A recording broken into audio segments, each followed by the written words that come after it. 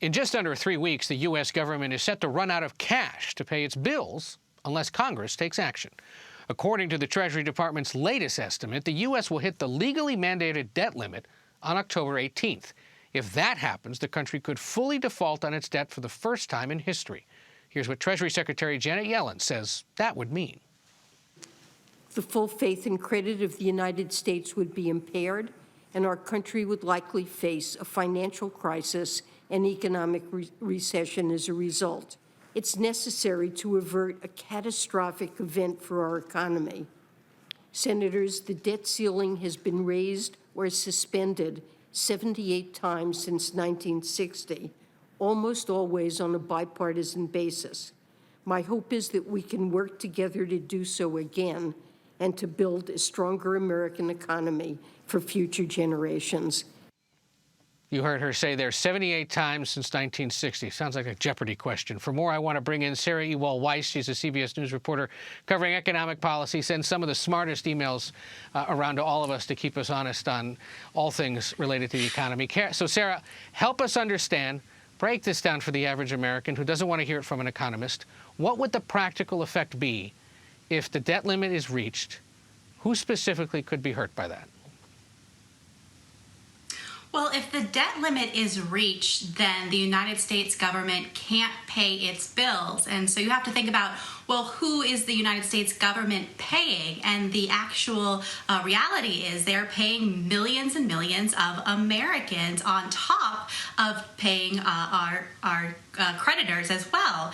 So basically what you're looking at is if this hits, as the Treasury Secretary warned, October 18th, we could see up to 50 million Social Security recipients not receive their payments on time. That includes payments potentially that come on the third Wednesday, that's October 20th, and then the following week. So there are millions of elderly Americans who would not receive payments, as well as disabled Americans who would not receive payments on time. Another group of people who get paid by the federal government are federal employees. There are about 2 million federal employees. They get paid twice a month or bi-monthly or bi-weekly, and those payments could be delayed. At the same time, our U.S. troops who are protecting the United States of America, they're paid by the federal government. Their pay could be on the line. So it's definitely a situation that could impact millions of Americans across the country. At the same time, even those who are not receiving federal or pay from the federal government directly, they would still be impacted. Just the threat of default in the past has led to interest rates being raised, and that could have a serious problem here. When you raise interest rates on the federal government and you demand they pay higher, it has an impact for borrowers across the country as well. You could see higher interest rates for car loans, for mortgages, on credit cards. So this really has a trickle-down effect, a very rapid impact on people across this country. Yeah. So in essence, it could touch almost everybody in one way or another. In voting against raising the debt ceiling, in voting against raising the debt ceiling, Republicans have argued the Democrats can just do it by themselves. Is that true? And where would that leave things in Congress at this point?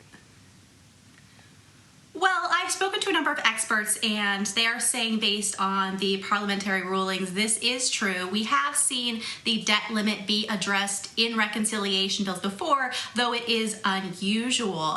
The real challenge here is a time constraint right now, as well as a political constraint that Democrats in Congress are facing. What experts told me is that to include this provision in their reconciliation package, that $3.5 trillion package they're trying to move through Congress and unite the party behind, they would have to go back and rewrite the budget resolution. That's basically the instructions for this package that they're trying to move. And that will take time. They'd have to go through the whole process again, essentially, as Senator Schumer said, ping-ponging between the Senate and the House. And right now, they are facing a looming debt limit. The default could hit the so-called X date on October 18th, as we've both said. And so that is definitely going to pose potential problems in terms of time restraints. Also, to do this, they have to focus on a specific number. So rather than suspending the debt limit, they have to say what they're going to raise it to according to procedures. And so that means putting a target dollar amount on it. That can have political implications, as well as challenges within the party. As we know, some centrist Democrats are pushing back on the total amount of spending in this bill already. I want to get to one more real quick and ask about the hearing today for Federal Reserve Chairman Jerome Powell. He's being considered for a second term. I want to play a clip from Massachusetts Senator Elizabeth Warren, an outspoken critic of his, announcing her opposition for his potential reappointment. So far, you've been lucky. But the 2008 crash shows what happens when the luck runs out. The seeds of the 2008 crash were planted years in advance by major regulators like the Federal Reserve that refused to rein in big banks. Your record gives me grave concern. Over and over, you have acted to make our banking system less safe, and that makes you a dangerous man to head up the Fed, and it's why I will oppose your renomination.